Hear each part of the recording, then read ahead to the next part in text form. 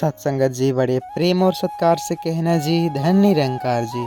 Channel पर नए हैं, चैनल को सब्सक्राइब कीजिएगा और हाँ, आपने आशीर्वाद के लिए इस वीडियो को अंत तक देखिएगा ताकि मुझे आपका आशीर्वाद मिल सके सत्संगत जी। आइए जानते हैं हरिओम महात्मा जी की पत्नी राधा और उन दोनों के साथ क्या हुआ।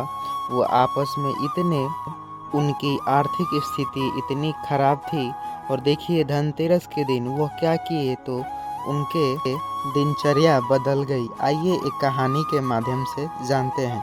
एक गांव में एक साधारण किसान हरिओम अपनी पत्नी राधा और 2 बच्चों के साथ रहता था। मेहनती और ईमानदारी होने के बावजूद हरिओम का परिवार हमेशा आर्थिक तंगी से जूझता रहता।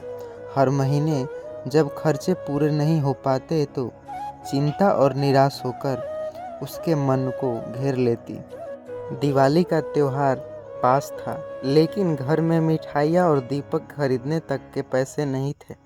गांव के साधु बाबा ने सीख दी कि एक दिन गांव के मंदिर में एक निरंकारी जहां की सत्संग हो रहा था। बाबा की मान्यता थी कि धन केवल पैसा नहीं बल्कि जीवन में संतोष, समृद्धि और शांति भी है। हरिओम ने उनकी बातों से गहरा अध्ययन किया और धनतेरस के दिन को लेकर सलाह मांगी। बाबा ने मुस्कुराते हुए कहा, धनतेरस केवल सोना चांदी खरीदने का दिन नहीं है, यह दिन समृद्धि और खुशियों का स्वागत करने का अवसर है। जो व्यक्ति नहीं सोच पाता प्रयास से अपना परिवार, अपना जीवन संवारता है, उसका घर हमेशा भरा पूरा रहता है।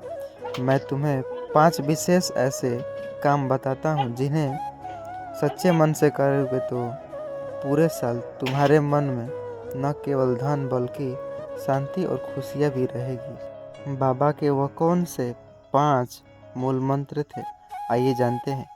घर की सफाई और सकारात्मकता। बाबा ने समझाया, धनतेरस के दिन सबसे पहले अपने घर की गहन सफाई करो।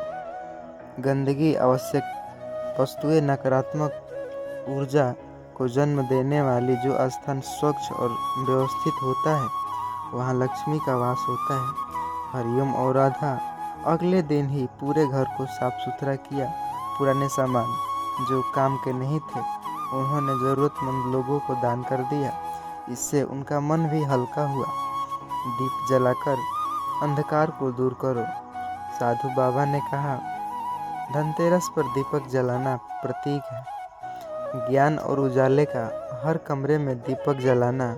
भगवान से प्रार्थना करो कि जीवन में आने वाली हर अंधकार दूर हो जाए। धनतेरस की शाम हरिओम और उसके परिवार ने पूरे मन से घर में दीपक जलाए। उन्होंने न केवल अपने घर में बल्कि पड़ोसियों और गांवों के ज़रूरतमंद लोगों के घरों में भी दीपक बांटे। इससे उनके मन में सेवा और प्रेम भाव जगा रहा। तीसरी बात, नए वस्तु या फिर खरीदारी, धातु खरीदनी। बाबा ने बताया, धनतेरस का दिन नई शुरुआत का प्रतीक है। इस दिन यदि संभव हो तो कोई नया बर्तन या कपड़ा अवश्य खरीदो। यह विश्वास का प्रतीक है कि आने वाला समय सुख और समृद्धि लेकर आएगा।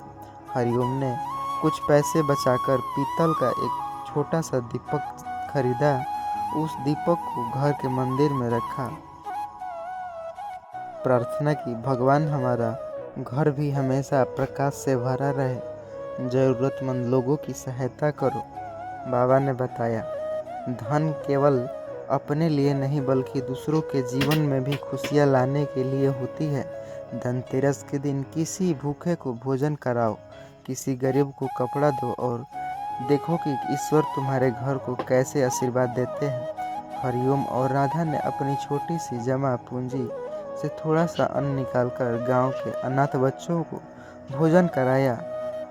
बच्चों की आंखों में खुशी देखकर उन्हें ऐसा महसूस हुआ कि जैसे उन्होंने अपने अनमोल खजाने पा लिए हो। कृतज्ञ और संतोष का भाव 5वां है। आखिरी सूत्र यह था कि जो भी उसके लिए धन्यवाद देना सीखो, कृतज्ञ से बड़ा कोई धन नहीं। जब हम अपने जीवन के छोटे पलों का आनंद लेते हैं तो उसमें संतोष पाते हैं, तभी वास्तविक समृद्धि आती है। धनतेरस की रात को पूरे परिवार मंदिर के सामने बैठकर भगवान की ध्यान धरो।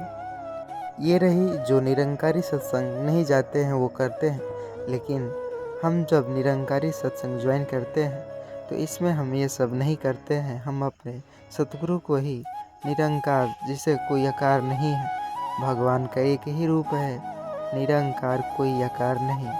हर वस्तु में, हर चीज़ में उसके बिना एक पत्ता भी नहीं डोलता, वो निरंकारी है सत्संगत जी। ये जानते हैं हरिओम का जीवन कैसे बदल गया।